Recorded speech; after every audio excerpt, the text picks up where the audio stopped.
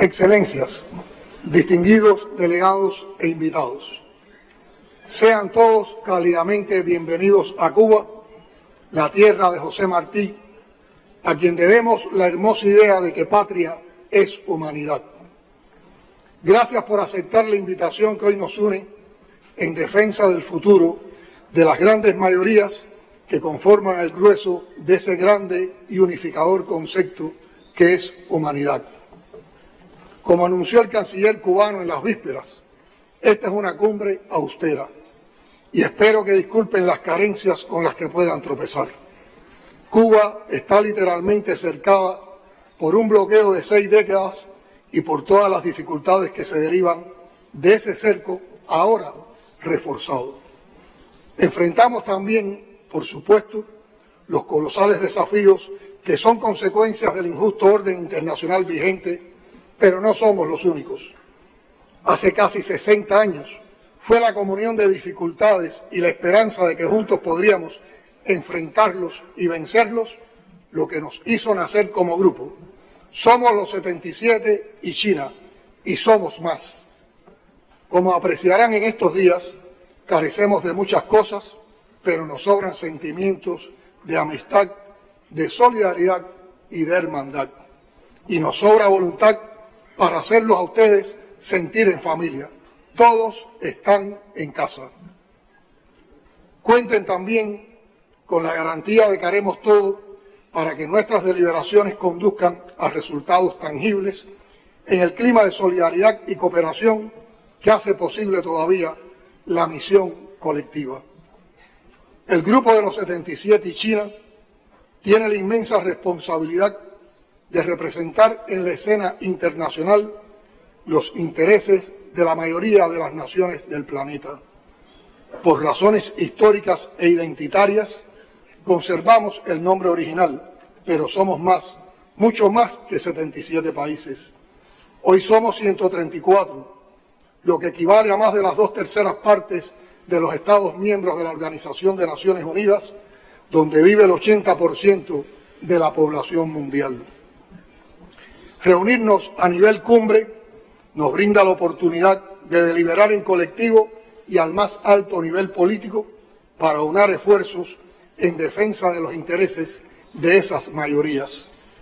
Nos ayuda a conciliar posiciones frente a los retos actuales para el desarrollo y el bienestar de nuestros pueblos, pero también nos impone cuestionamientos. Tras casi 60 años de batallas diplomáticas, en el difícil y hasta hoy muy infructuoso intento de transformar las reglas injustas y anacrónicas que rigen las relaciones económicas internacionales, vale recordar los llamados de nuestros líderes históricos a democratizar la Organización de Naciones Unidas, las advertencias de Fidel Castro de que mañana será demasiado tarde y una frase inolvidable del comandante Hugo Chávez cuando dijo que los presidentes andamos de cumbre en cumbre y los pueblos de abismo en abismo.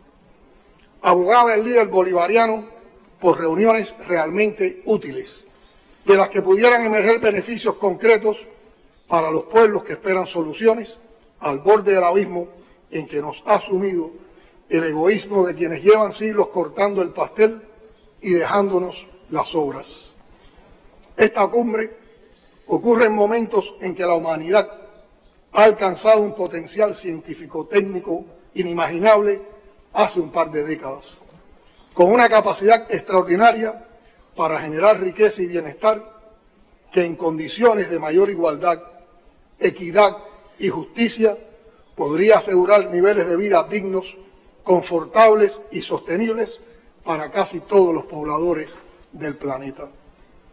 Si coloreamos el espacio que ocupan las naciones miembros del grupo en un mapamundi, veremos dos fuerzas que nadie supera. Somos más y somos más diversos. El sur también existe, dicen los versos del poeta uruguayo Mario Benedetti. Por todo el tiempo en que el norte acomodó al mundo a sus intereses para mal del resto, ya toca al sur cambiar las reglas del juego. Es la hora de los hornos, en la que no se ha de ver más que la luz, diría José Martí. Con el derecho que nos asiste por ser la gran mayoría de los miembros del Grupo de los 77, las víctimas principales de la actual crisis multidimensional que sufre el mundo, de los desajustes cíclicos del comercio y las finanzas internacionales, del abusivo intercambio desigual, de la brecha científica, tecnológica y del conocimiento, de los efectos del cambio climático y del peligro de destrucción progresiva y el agotamiento de los recursos naturales de los que depende la vida del planeta, exigimos ya la democratización pendiente del sistema de relaciones internacionales. Son los pueblos del sur los que más padecen pobreza, hambre, miseria, muertes por enfermedades curables, analfabetismo, desplazamientos humanos y otras consecuencias del subdesarrollo. Muchas de nuestras naciones son llamadas pobres cuando en realidad deberían considerarse naciones empobrecidas.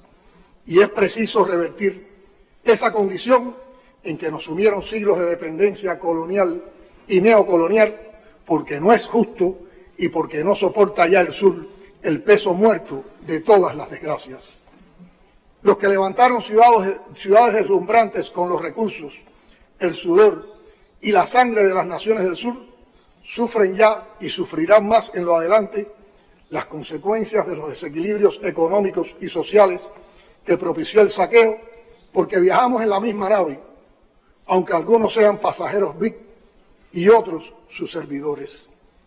El único camino válido para que esta nave mundo no termine como el Titanic es la cooperación, la solidaridad, la filosofía africana del Ubuntu, que entiende el progreso humano sin exclusiones, donde el dolor y la esperanza de cada uno sea el dolor y la esperanza de todos.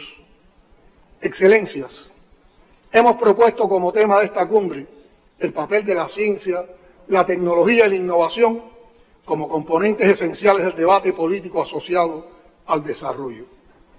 Lo hacemos convencidos de que los logros y avances en ese campo son los que dirán a la postre si es posible y cuándo alcanzar los objetivos de desarrollo sostenibles relacionados con el fin de la pobreza, el hambre cero en el mundo, la salud y el bienestar, la educación de calidad, la igualdad de género, el agua limpia y el saneamiento, la solución a los problemas de la energía, el trabajo, el crecimiento económico, la industrialización y la justicia social.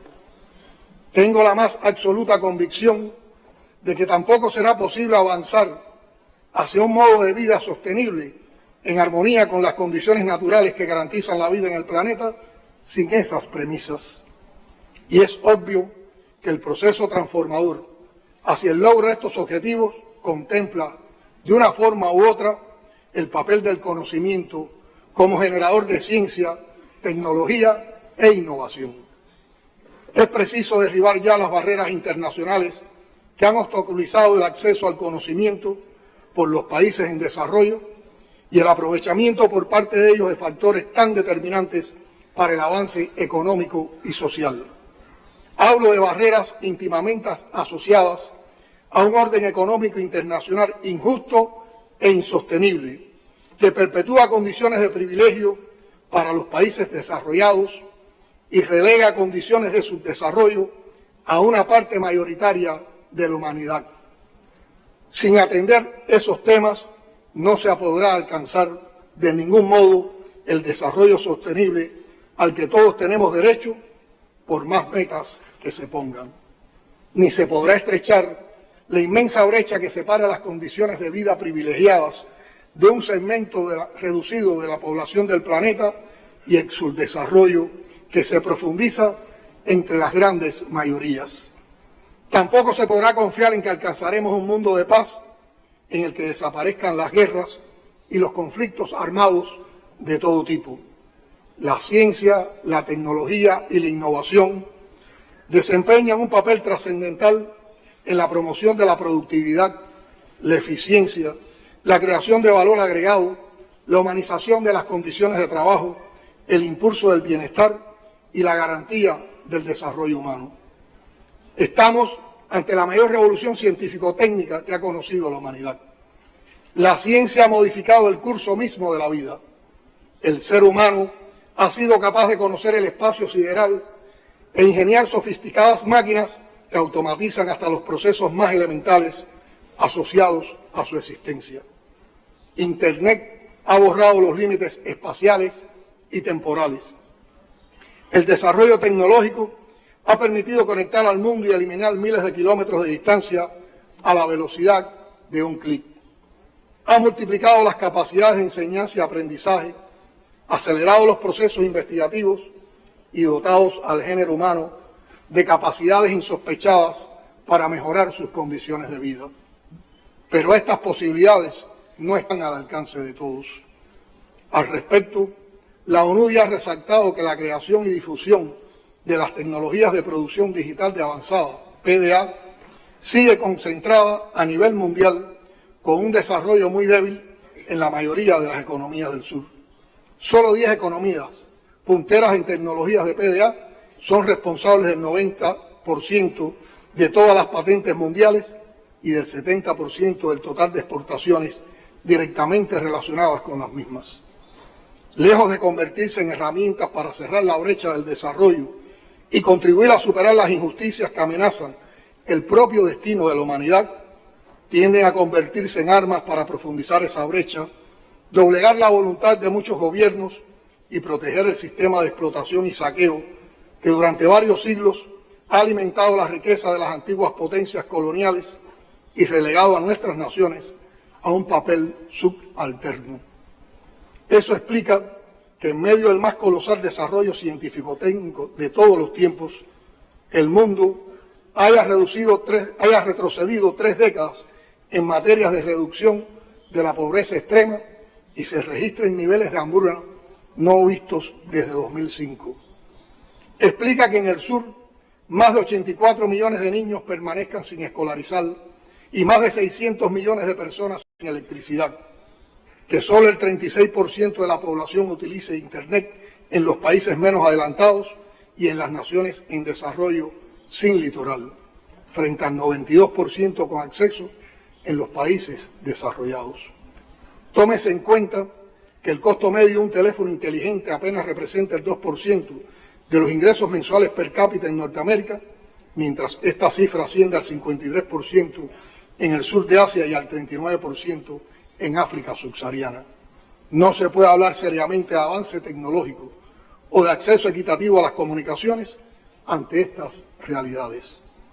La transición energética transcurre también en condiciones de una profunda desigualdad que tiende a perpetuarse. La desproporción en el consumo energético entre los países desarrollados, 1,67,9 gigajoules por persona al año, y en desarrollo, 56,2 gigajoules por persona al año, es consecuencia de la brecha económica y social existente y también causa de que esta brecha continúe creciendo. El consumo de electricidad per cápita en los países de la OCDE es 2,38 veces mayor que la media mundial y 16 veces mayor que el del África subsahariana. Una parte sustancial de las enfermedades más prevalentes en los países en desarrollo son aquellas que son prevenibles y o tratables.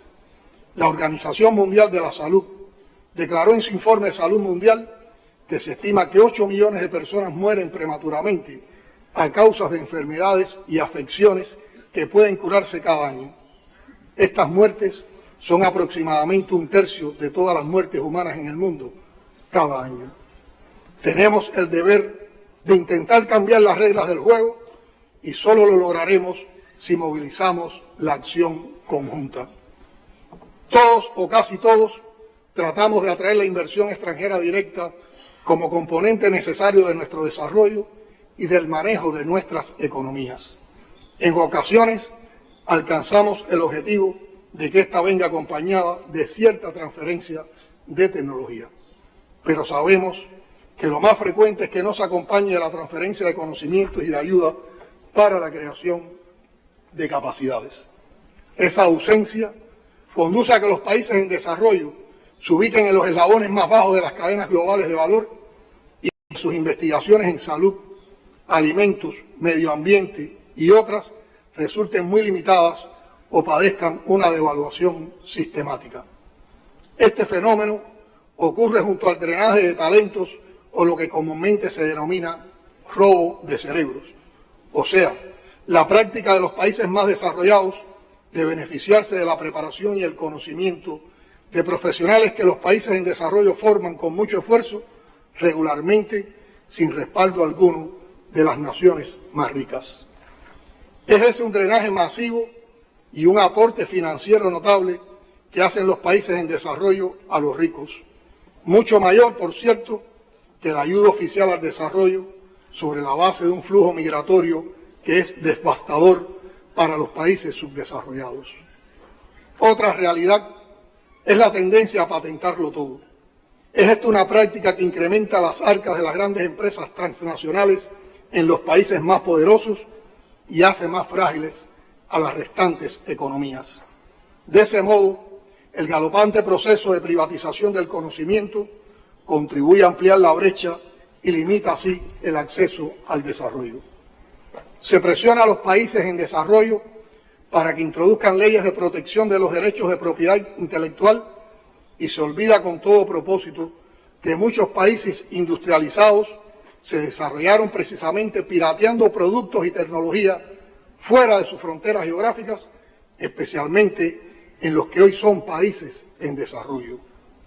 Las solicitudes de patente siguieron aumentando, incluso en medio de la pandemia en 2020 en 1,5% y se dispararon en 2021 creciendo un 3,6%. Las tecnologías relacionadas con la salud continuaron registrando el crecimiento más rápido entre todos los sectores. Durante 2021, las solicitudes de marca alcanzaron 3,4 millones a nivel mundial, aumentando un 5,5% con respecto a 2020. Sin embargo, fue desigual por regiones. Asia recibió 2/3, el 67,6% de todas las solicitudes presentadas, impulsadas principalmente por el crecimiento en China. América del Norte, el 18,5%, mientras que Europa, el 10,5%, África, el 0,6%, América Latina y el Caribe, el 1,6%, y Oceanía, el 0,6%, representaron los más bajos porcentajes del total de solicitudes. La brecha de género en la innovación persiste. El personal dedicado a la investigación aumentó a un ritmo 3 veces más rápido, un 13,7%, que el crecimiento de la población mundial, 4,6%, en el periodo 2014-2018. Sin embargo, solo 1/3 de los investigadores son mujeres. Según la Organización Mundial de la Propiedad Intelectual, los hombres siguen representando una gran mayoría de las personas asociadas a las invenciones patentadas en el mundo. Solo el 17% de las personas designadas como inventoras en las solicitudes internacionales de patentes eran mujeres en 2021. La privatización del conocimiento pone límites a la circulación y recombinación del mismo. Plantea limitaciones al progreso y las soluciones científicas de los problemas. Constituye una barrera significativa para el desarrollo y el papel que en él deben desempeñar la ciencia, la tecnología y la innovación. Agrava las condiciones socioeconómicas en los países en desarrollo. Baste señalar que en medio de la mayor pandemia que ha conocido la humanidad, solo 10 fabricantes concentraron el 70% de la producción de vacunas contra la COVID-19. La pandemia evidenció con crudo realismo el costo de la exclusión científica y digital que cobró vidas y amplió las distancias entre el norte y el sur.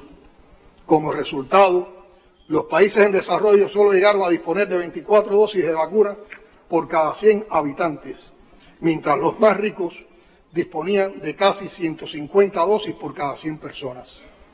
Ante el llamado a multiplicar la solidaridad y apartar las desavenencias, el mundo terminó siendo absurdamente más egoísta.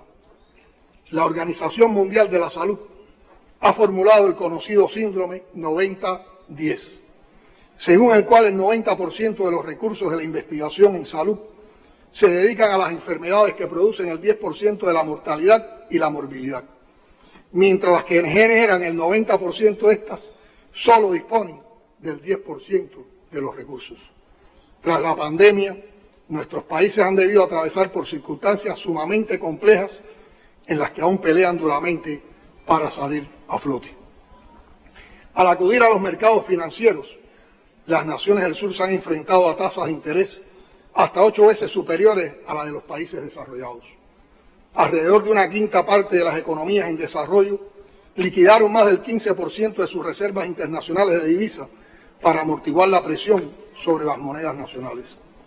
En 2022, 25 naciones en desarrollo tuvieron que dedicar más de una quinta parte de sus ingresos totales al servicio de la deuda externa pública, lo que equivale a una nueva forma de explotación. El gasto mundial en investigación y desarrollo entre 2014 y 2018 aumentó un 19,2%, superando el ritmo de crecimiento de la economía mundial del 14,6%. Sin embargo, continúa altamente concentrado, pues el 93% lo aportan los integrantes del G20. Los recursos necesarios para la solución de fondos a estos problemas existen. Solo en 2022 el gasto militar mundial alcanzó la cifra récord de 2,24 billones, o sea, millones de dólares. ¿Cuánto pudiera hacerse con esos recursos en beneficio del sur? Lograr la participación universal e inclusive en la economía digital requerirá invertir en nuestros países como mínimo 428.000 millones de dólares para 2030, demanda que puede cubrirse con apenas el 19% del gasto militar global. Sin embargo, el sur pareciera destinado a vivir de las migajas que el actual sistema tiene reservadas para él. El apoyo financiero del Fondo Monetario Internacional a los países menos adelantados y otros de renta baja desde 2020 hasta finales de noviembre de 2022 no sobrepasa el equivalente de lo que ha gastado la empresa Coca-Cola sola en la publicidad de su marca en los últimos 8 años. Mientras tanto, menos del 2% de la ya deficiente ayuda oficial al desarrollo se ha dedicado a capacidades de ciencia, tecnología e innovación. Estimaciones realizadas indican que el 9% del gasto militar mundial podría financiar en 10 años la adaptación al cambio climático y el 7% sería suficiente para cubrir el gasto de vacunación universal contra la pandemia. Una arquitectura financiera internacional que perpetúa semejantes disparidades y obliga al sur a inmovilizar recursos financieros y endeudarse para protegerse de la inestabilidad que el propio sistema genera, que ensancha los bolsillos de los ricos a expensas de las reservas del 80% más pobres, es sin dudas una arquitectura hostil al progreso de nuestras naciones. Debe demolerse si realmente se aspira a lograr el desarrollo de la gran masa de naciones aquí reunidas. Excelencias, debe ser tarea prioritaria derribar de una vez los paradigmas de investigación que se limitan a los entornos culturales y las perspectivas del norte y que privan a la comunidad científica internacional de un capital intelectual considerable. Esta tendencia plantea una premisa para nuestras naciones: la urgencia de rescatar la confianza en el elemento más dinamizador de nuestras sociedades, el ser humano y su actividad creativa. En este empeño, la creación de capacidad es clave para hacer realidad las promesas que la ciencia, la tecnología y la innovación entrañan para el desarrollo sostenible. Reconocemos en este sentido el mérito de la Iniciativa para el Desarrollo Global impulsada por el presidente de la República Popular China, Xi Jinping. Es una propuesta inclusiva y coherente con la necesidad de un nuevo orden internacional justo y equitativo que coloca el desarrollo basado en el conocimiento donde corresponde, en el centro de las prioridades del sistema internacional. Aún siendo un país en desarrollo y lastrado por grandes dificultades económicas, Cuba cuenta con capacidades científicas que no se deben subestimar y que son parte del legado del líder histórico de la Revolución Cubana, el comandante en jefe Fidel Castro Ruz, quien con visión de adelantado identificó en este campo una fuente potenciadora del desarrollo. Disponemos de un sistema de gestión de gobierno basado en ciencia e innovación que ha devenido una importante fortaleza para la preservación de nuestra soberanía, con su mejor expresión en la creación de vacunas propias cubanas contra la COVID-19. No obstante, para Cuba conectar el conocimiento con la solución de los problemas del desarrollo es una tarea de gigantes, porque esos esfuerzos deben transcurrir en medio de un férreo bloqueo económico, comercial y financiero que resulta en notables limitaciones de recursos. Por solo citar un ejemplo, por decisión política del gobierno de los Estados Unidos, muchos sitios de la red dedicados al conocimiento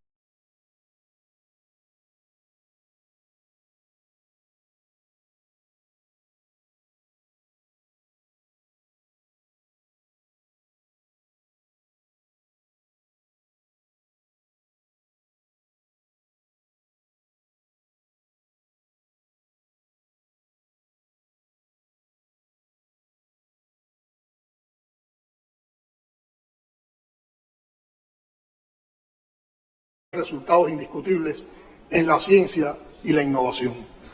Los invito a discutir estos días sobre los retos del desarrollo de nuestras naciones, de las injusticias que nos apartan del progreso global, pero también del valor de nuestra unidad y de todo nuestro rico caudal de conocimientos. Dirijamos nuestras reflexiones a la búsqueda de consensos, estrategias, tácticas y formas de coordinación. Pongamos sobre la mesa todo nuestro acervo, potenciemos las sinergias, mostremos la valía y la experticia del sur frente a los que pretenden presentarnos como una masa amorfa en busca de caridad o de asistencialismos. Recordemos que muchas de las singulares naciones que representa el Grupo 77 y China escribieron impresionantes páginas de creatividad y heroísmo en la historia de la humanidad antes de que la colonización y el saqueo empobrecieran los destinos de una parte de ellos.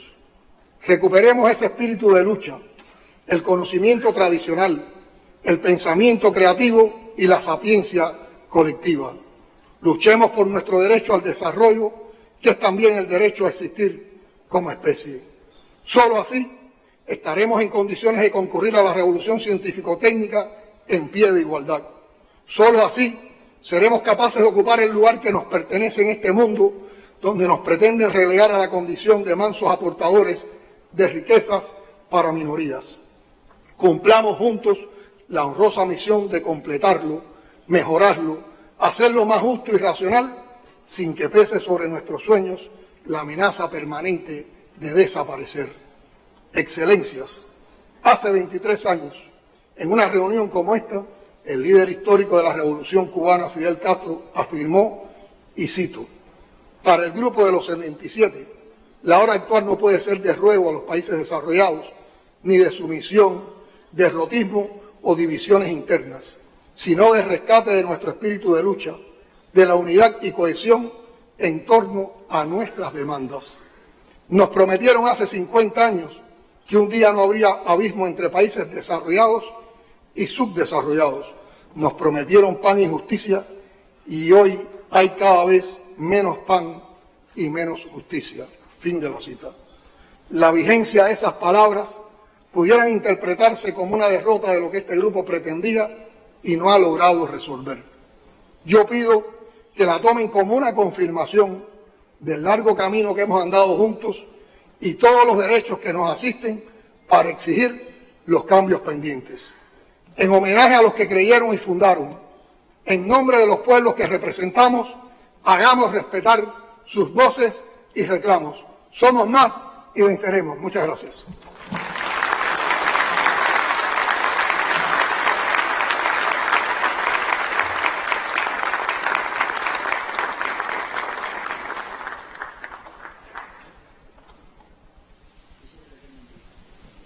Tengo el honor de conceder la palabra al excelentísimo señor Antonio Guterres, secretario general de la Organización de Naciones Unidas.